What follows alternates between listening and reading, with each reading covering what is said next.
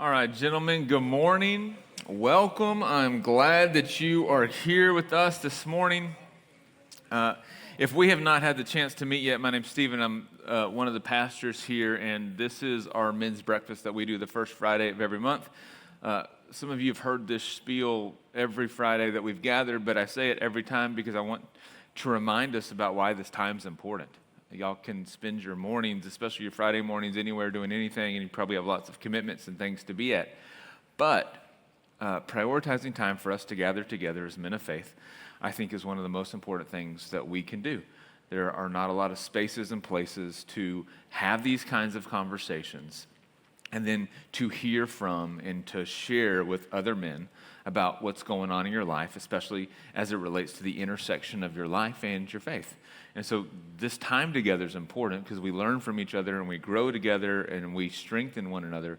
And so thank you for prioritizing this time and making the commitment to be here this morning. We started last fall a kind of a message series that we've been working through called the 8 Leadership Lessons Every Man Needs. And so we're almost to the end of it. We'll conclude in May. But this morning we're going to talk about something that I think we first start to encounter. There's this rite of passage, I think, that every man or young man goes through, and it's something that maybe you go through multiple times throughout your kind of younger days, but maybe you were a kid when this first happened to you, maybe a teenager when you encountered this, but there's a moment when you begin to test the limits of yourself as a man by trying to see if you can bring in all of the groceries from the car in one trip, right? There's a level of pride that we carry as men, knowing that we don't need to make multiple trips back and forth from the car to the house or the garage to the house to bring in all the groceries. Now, this has gotten complicated because of some of our shift away from plastic bags to paper bags. You used to be able to load up about 15 different plastic bags across your forearms and then kind of waddle into the house and make sure that you set it down on the counter. Now with the paper bags, it's a little more complicated, but we all know the challenge of trying to carry all that in, especially whether it's your parent or your wife or your girlfriend, and they're like, oh, you bought paper towels this week, and the paper towels created the new challenge because you can't load up your arms. But we would do this and we would test ourselves in this way because there's something in us that wants to see what we're capable of. It's kind of the furnace of life where we want to challenge ourselves and test ourselves and push ourselves to the limits. But as you've done that, you have the experience that you can get to the place where the blood starts being cut off from circulating through your bodies because all of the plastic bags wrapped around your wrist, and then you actually maybe take on a little bit more than you can carry, and your arms are starting to sag, and then you're bumping into the door as you cross into the kitchen. And there start to be effects from pushing yourself past your limits. And for some reason, we don't, as men, learn that lesson very well. And this is what we're going to be talking about this morning. We're going to be talking about limits. And as men, one of the things that I think is tricky for us is understanding when we should push on what our perception of limits should be, and then when we are getting clear feedback and signals that we have exceeded our limits and we've now entered into a place where there are problems. So you have a sheet on your table. You can use this as a tool this morning to take notes. If you don't want to use it, that's fine. It doesn't hurt my feelings.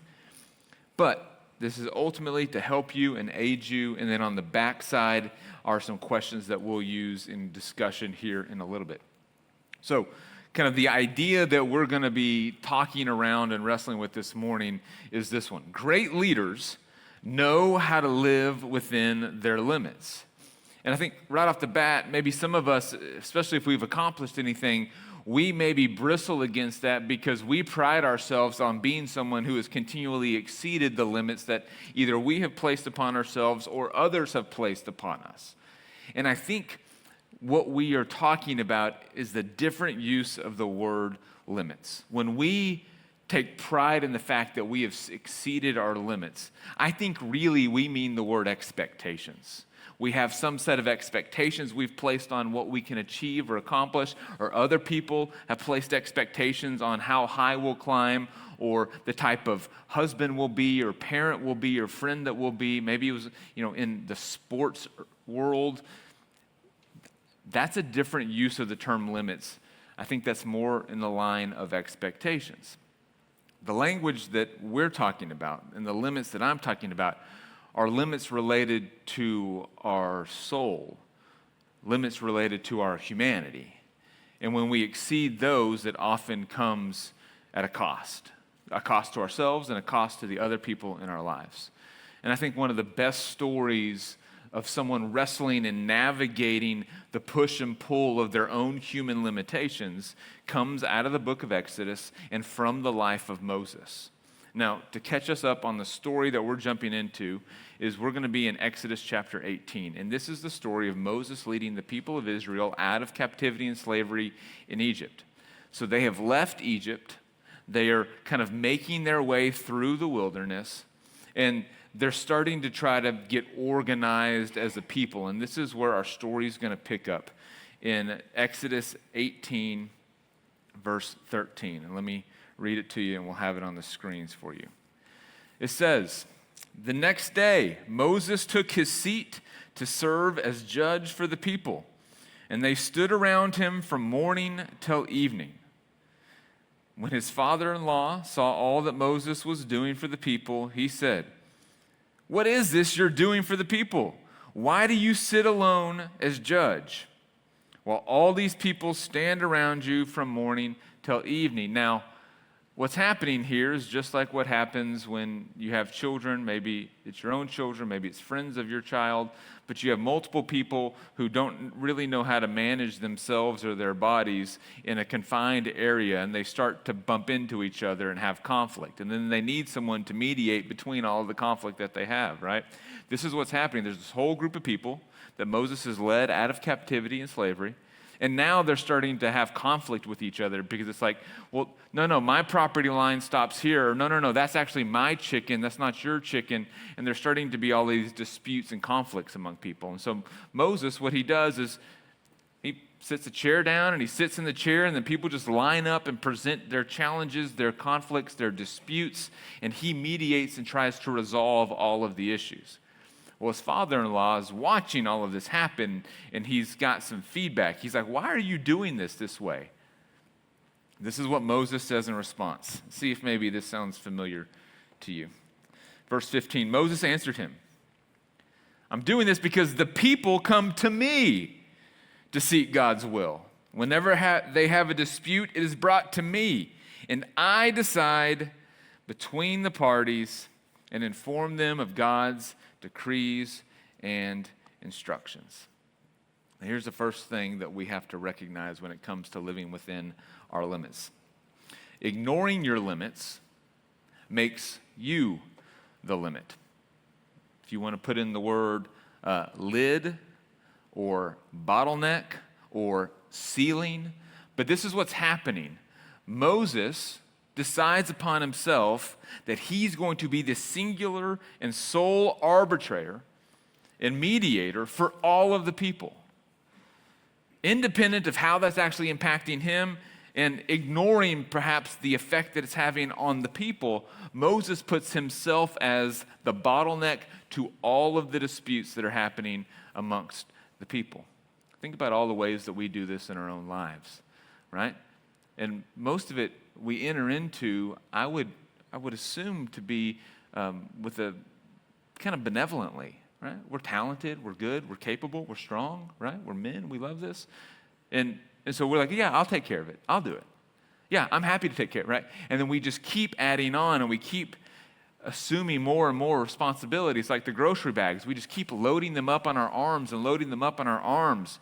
And then you end up with this kind of phenomenon that happens where you're struggling under the weight of everything, and maybe groceries are spilling out, and you're banging it against the walls, and then your wife or your girlfriend or your siblings are just walking behind you with their hands empty, and you don't see anything wrong with the issue, right?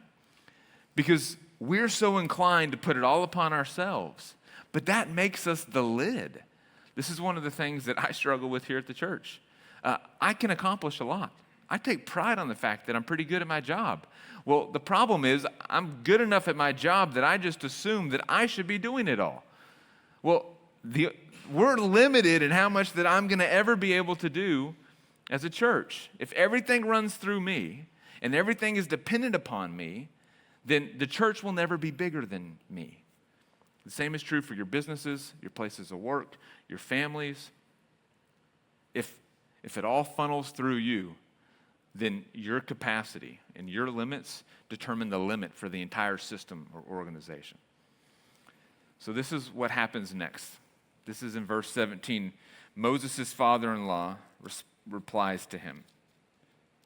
Moses' father-in-law also has an incredible name. We don't see his name in the passage we're reading. His father-in-law's name is Jethro. It's such a good, if you need a name for your next kid, it's a very biblical name, Jethro. Verse 17, Moses' father-in-law replied, "What you are doing is not good. You and these people who come to you will only wear yourselves out. The work is too heavy for you. You cannot handle it alone." You cannot handle it alone.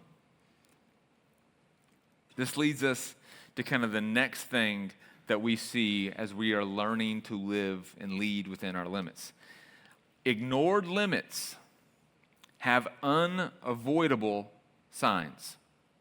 Ignored limits have unavoidable signs. There are tells that you are living beyond your capacity and beyond your human limits. Not beyond the expectations placed upon you, but beyond the physical limitations of your soul as a person with real needs. Perhaps it shows up in your life as irritability or hypersensitivity. Things that would normally bother you, normally wouldn't bother you, suddenly put you over the edge. You're short, you're quick-tempered with people around you. Your child makes a minor mistake and you lash out, or a coworker has a habit that all of a sudden you have no tolerance or patience for. Any small inconvenience leads to a disproportionate reaction to you in that moment. And that might be the case if you're just having a bad day, but if there's a pattern of this, it might be a sign that you are operating beyond your limitations. The next is one of the ways that it shows up is restlessness. Perhaps for you, you're always on the move. You're always on the go. You refer to yourself like a shark. You always got to keep moving. You don't know how to slow down. You don't know how to sit well. You go on vacation and you don't rest, right? And you always got to be up and about and moving because there's just this frenetic energy inside of you. Evenings, weekends, vacations. There is no stop to your life. It might be a case that you have learned this pattern and habit because you are continually operating beyond your human limitations. The next one is compulsive overworking. This is connected to restlessness. It's not just that you're always frenetic and busy, but because there's an endless amount of work. There's an endless list of to-dos. There's an endless amount of responsibility. You just continue to stay at it. And you never say enough. And you never say, all right, I'm going to put it away for the day or for the weekend or for the time that I'm here with my family or with my friends, right? There's just, you feel compelled that I've got to keep working. Now, this isn't black and white. There's not here's the clear and obvious delineation. But if this is more like a frequent pattern than a one-off, it's probably an indication that you're operating beyond your limits. Maybe it shows up as emotional numbness, right? The stress, the weight, the anxiety around all of it means that you've just kind of become blasé about everything in life. You're just kind of totally emotionally disconnected or checked out from yourself and to everyone around you because everything requires energy. And you've used up all of your energy with what you're consumed with and the ways that you're working beyond your limitations. Or maybe it shows up as in escapist behaviors, food, drink, scrolling, TV, right? Something that feels mindless that allows you to disconnect from the reality of the limitations that you have blown past or you are living on the other side of. And then the last one is your disconnection from identity and calling. This is when you feel totally worn out and burned out and you don't know why you do this anymore, and maybe bitterness has crept in and you're like, this doesn't even matter, and I've spent all this time and what a waste all this. You have forgotten your why. You've forgotten the purpose behind why you originally made a commitment to this. This is one of those that's, I think, really, really important to notice, because sometimes the antidote to what we would maybe call burnout or disconnection from identity and calling isn't always rest. Sometimes it's wholeheartedness.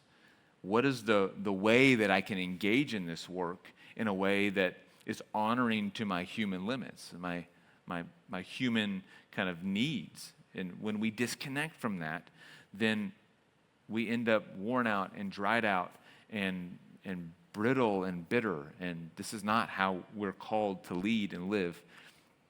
So here's what happens next in the story of Moses. Jethro goes on to give Moses some instructions. He cautions him. He says, what you're doing is not good. You and these people who come to you, you'll only wear yourselves out, both you and the people. And so these consequences and the effects of living beyond your limits aren't just things that impact you alone, but they spill over into your organizations, your places of business. They spill over into your relationships and your marriage and your family and everywhere. Everyone is affected when you live beyond your limits, because they don't get the best version of you, and you aren't capable of being the best version of you when you live beyond your limits. So this is what Jethro instructs Moses to do. Verse 19, he says, listen to me now, and I will give you some advice, and may God be with you.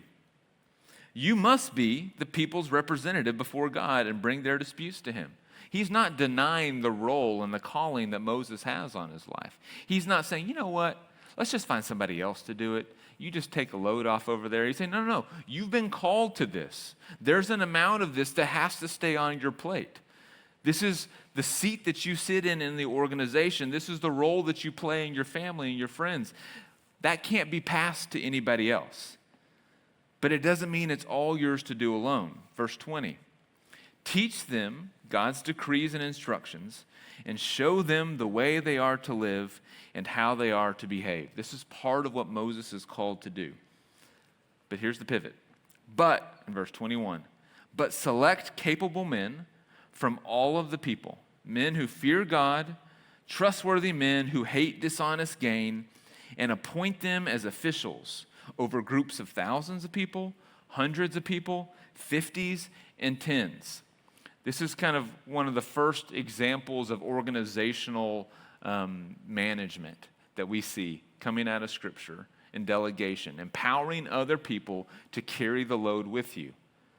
You have to do the lion's share of the work based on your seat and the role that you play, but there are other people who have the opportunity to join you in the work that you're doing. It's not all yours to do alone.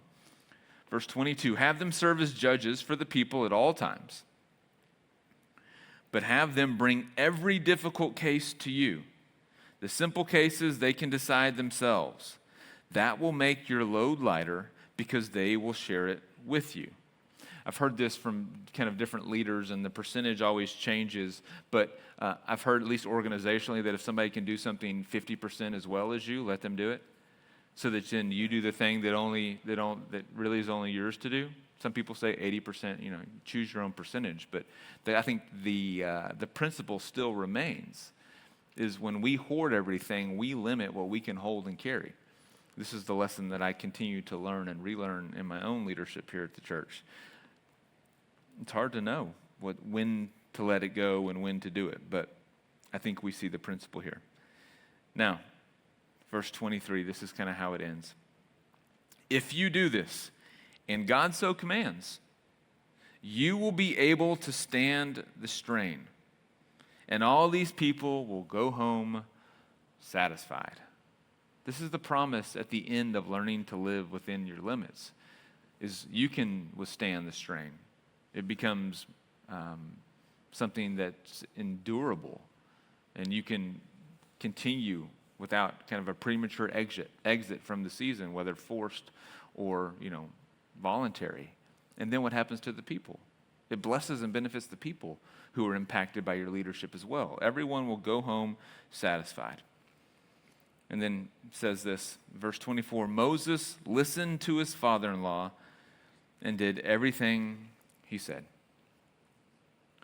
The last truth about learning to live within your limits is that living within your limits is a sign not of weakness, not of mediocrity, but living within your limits is a sign of wisdom and strength. This is how Moses became a better leader, one who was able to take the people of Israel closer to the promised land that God had for them. Had Moses never learned this lesson, Moses probably would have burned out.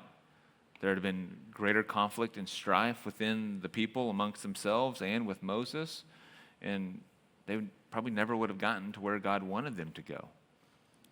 And so, in the time that we have remaining, my hope would be that you'd use the backside of this paper to begin to have some conversations with each other about where you are still learning to live within limits in your own life, maybe where it feels easy, where it feels hard, the mistakes that you've made.